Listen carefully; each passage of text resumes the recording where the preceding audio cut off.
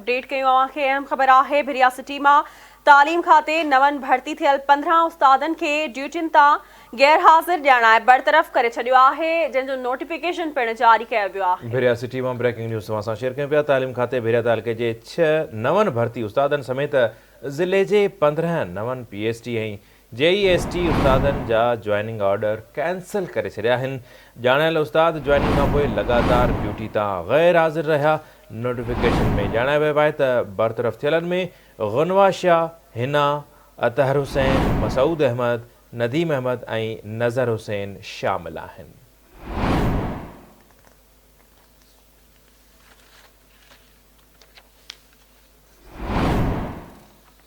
एक भेरो ॿी हर ब्रेकिंग न्यूज़ तव्हां सां शेयर कंदासीं।